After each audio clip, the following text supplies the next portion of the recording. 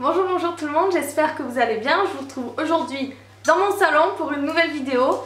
Donc ça sera pas beauté, ça sera pas maquillage, ça sera pas tout ça. Ça sera un tag, donc c'est pour ça que je me suis dit, je suis dans mon canapé, pourquoi ne pas rester là? Comme ça vous voyez un petit peu derrière, vu que maintenant les travaux sont finis et la décoration est faite.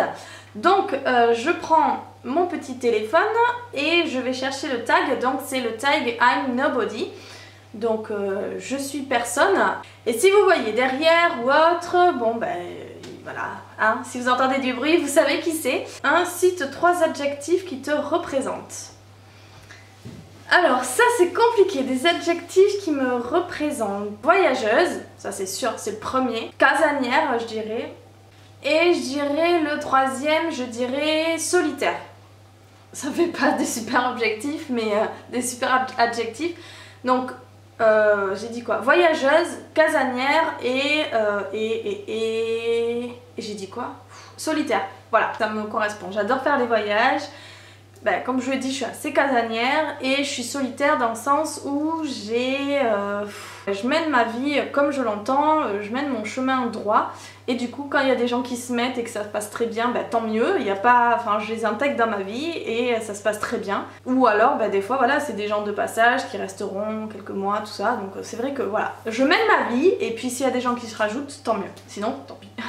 Après, deuxième question. Je vais pas passer comme ça 5 minutes sur les premières questions parce que sinon il y en a 13 donc... Alors, 2. Tu fais des vidéos depuis combien de temps et combien as-tu d'abonnés? Donc je fais mes vidéos depuis février 2013. Loin d'être assidue, loin de là, et c'est j'ai pas beaucoup d'abonnés, enfin pas beaucoup. Comparé à d'autres, je crois que je dois avoir 2500 abonnés, quelque chose comme ça. Ouais, je crois que c'est ça. 3. YouTube nous fait rêver, mais dis-nous ce qui ne fait pas rêver et qu'on ne dit pas. J'ai pas assez d'expérience par rapport à ça, je suis pas dans toutes ces guerres qu'il y a, ces rivalités ou voilà, ces commentaires, ces intrusions dans la vie privée, je suis pas du tout là-dedans. Par contre, ce que j'aime pas sur YouTube, c'est dur à remarquer sur certaines, sur d'autres c'est flagrant. Ce que je n'aime pas, c'est faire des vidéos ou des blogs ou des articles sur... pour des produits en disant qu'on les aime et ce genre de choses, et finalement ben, quand on en regarde d'autres, j'adore moi comme youtubeuse, j'adore Sandria parce que voilà, je sais qu'elle se... enfin j'espère en tout cas qu'elle ne se fera jamais acheter et voilà, elle a gardé ce côté authentique, et c'est vrai que même quand on regarde des grandes youtubeuses comme Ingrid, comme Fleur ou autres, des fois... ça fait rêver parce que voilà, quand on regarde l'image et tout ça fait rêver, mais des fois je me dis quand je regarde ces vidéos, oh, ce produit il a l'air trop bien, ça fait des miracles, et finalement je me pose toujours la question de ah mais si fois elle a été payée pour le dire, elle le dira pas forcément parce que c'est un gros contrat derrière, mais elle a peut-être été payée pour le dire, et je trouve ça vraiment dommage d'avoir en fait à se poser la question avec certaines youtubeuses et notamment les plus connues, alors que voilà, elles sont là normalement pour donner leur avis en toute subjectivité, et voilà, et on n'a pas à les payer pour qu'elles disent telle ou telle chose. Oh, la luminosité va être horrible, hein. Heureusement la netteté ça va, mais...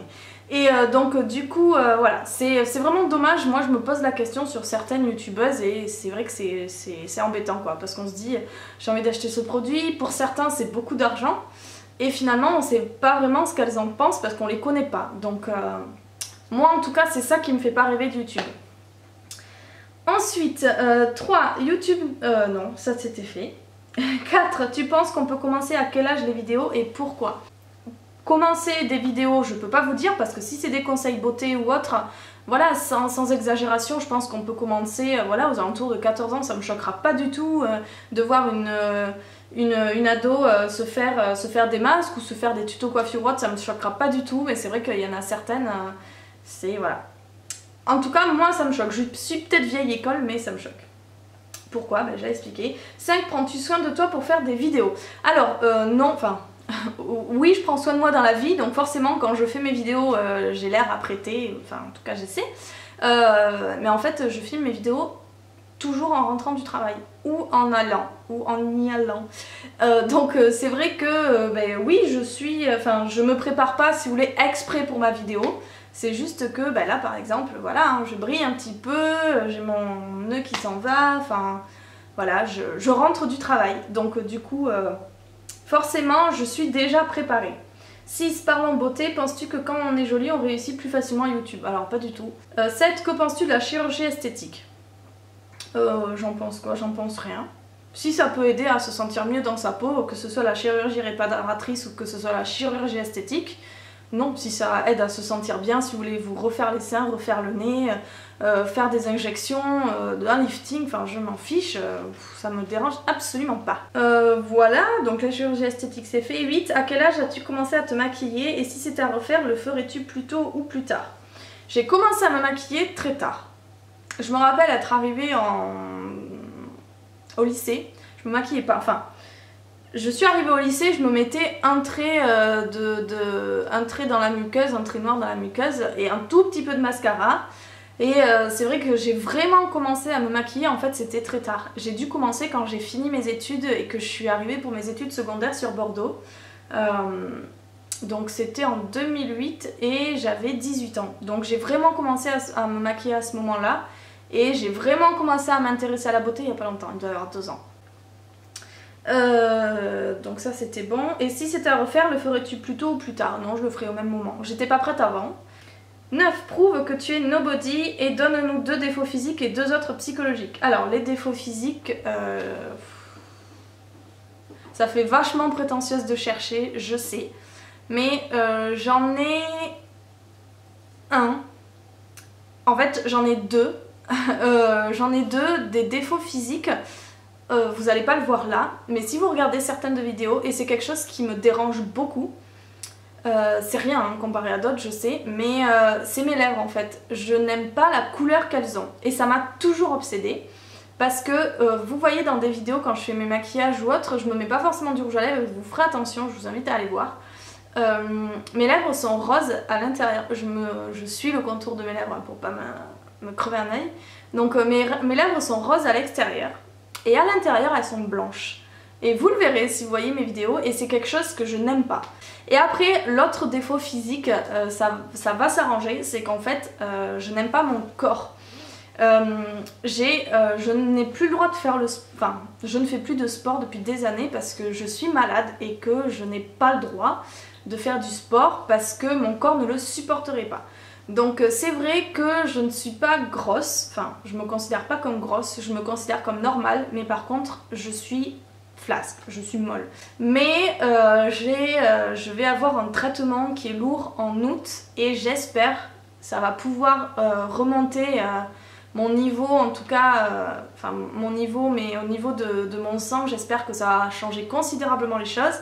C'est pour ça d'ailleurs que je commence à acheter des affaires de sport. Si vous avez vu sur Instagram, j'ai acheté des chaussures violettes. Et du coup j'espère sincèrement pouvoir reprendre le sport. Je vais essayer, puisque les docteurs m'ont dit que dans tous les cas je devais tester à l'hôpital. Donc c'est vrai que je vais essayer. J'espère que je vais tout supporter.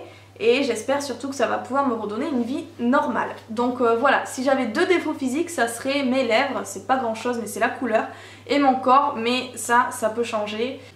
Et 2 autres psychologiques. Alors là ça va être très facile, je suis impatiente et je suis caractérielle. Ensuite, 10. As-tu déjà été victime de harcèlement ou d'intimidation? Si oui, as-tu un conseil?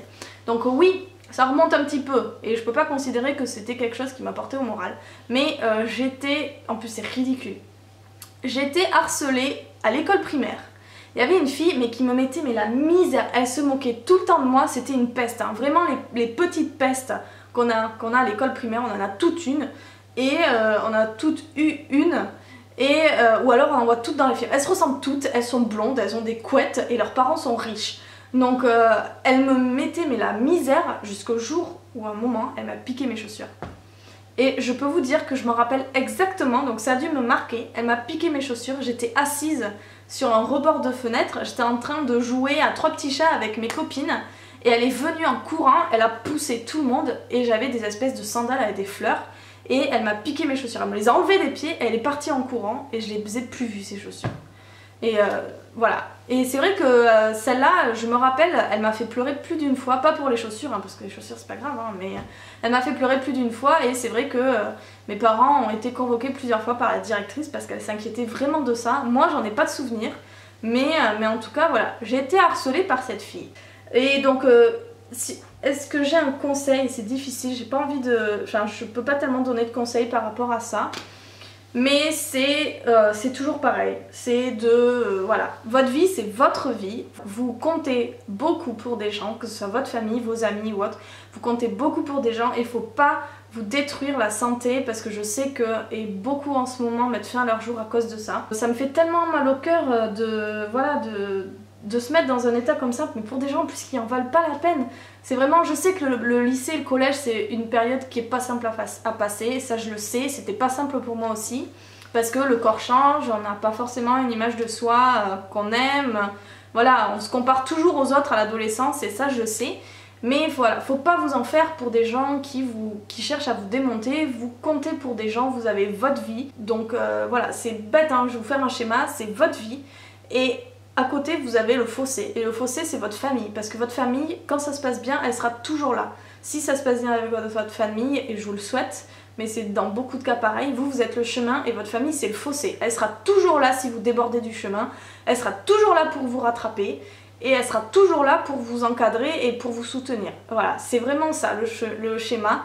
Et après, vous avez le bas-côté, vous avez les champs, vous avez tout ce que vous voulez, et ça c'est vos amis. Vous pouvez remplacer, certains remplacent le fossé par la famille, par les amis. Mais c'est pareil en fait, c'est ça, c'est ce chemin, c'est votre route, et vous avez le fossé, ça sera des gens qui seront toujours là. Et vous laissez pas envahir par des mauvaises herbes ou autres, ça en vaut pas la peine. Vous, votre vie, elle est déjà cadrée et elle est déjà avec des gens que vous aimez. Mais en parler si c'est à vos amis ou à votre famille, mais en parler. Faut pas garder ça pour vous parce que malheureusement, et on les voit d'ailleurs, malheureusement, une fois que c'est trop tard, c'est trop tard. 11. Penses-tu que les filles jolies et riches ont une meilleure vie? Non, alors là, pas du tout. L'argent fait pas le bonheur, ça facilite beaucoup les choses. Ça vous achète beaucoup de choses, mais ça vous achète pas ça vous achète pas une vie en fait, l'argent. Ça vous achète des choses, mais ça vous achète pas une vie. Et pourtant les choses, ça rend heureux sur le moment, mais ça passe, hein. Donc c'est éphémère, alors que voilà, la vie, voilà, c'est la vie qui vous rendra heureux, c'est les événements de la vie, et les événements de la vie vous les achetez pas. 12. Arrives-tu à t'accepter comme tu es? Oui, je pense que vous l'aurez compris à la fin de cette vidéo, que je suis quelqu'un de très indépendant en fait. Tiens, j'aurais pu le mettre dans mes adjectifs. Je suis quelqu'un de très indépendant en fait. Avant de me faire flancher, il faut vraiment vouloir. Et donc dernière question, quel message souhaites-tu passer à tes abonnés? À tes jeunes abonnés? Et donc à mes jeunes abonnés, comme à mes vieilles d'ailleurs, hein, j'ai pas de catégorie d'âge, c'est de vivre votre vie. C'est le seul conseil que je peux donner. Et à mes jeunes abonnés, je leur dirais que si elles se sentent bien dans leur peau et si tout se passe bien pour elles, qu'elles continuent. Mais que s'il y en a qui souffrent ou quoi que ce soit, faut pas hésiter et faut en parler. Et faut pas vous laisser démonter, c'est comme je vous disais, c'est que quelques années, la vie elle vous réserve beaucoup de surprises et je me sentais pas très bien, en tout cas au collège. Au lycée ça allait parce qu'au lycée voilà, je m'en foutais complètement. Mais au collège c'est vrai que j'essayais toujours de jouer un rôle pour être acceptée par qui que ce soit et en fait j'ai vite abandonné. Voilà, faut être vous-même, les gens vous aiment pour ce que vous êtes, vous ne pouvez pas plaire à tout le monde, donc n'essayez pas de plaire à tout le monde et de jouer un rôle, ça ne sert à rien, mis à part vous perdre vous et perdre les vrais gens qui sont là pour vous.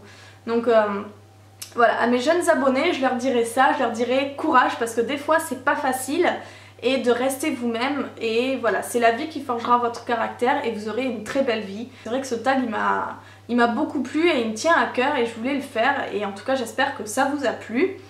Et n'oubliez pas de vous abonner à ma chaîne, à me rejoindre sur les réseaux sociaux et je vous retrouve très vite pour une prochaine vidéo. Bye bye!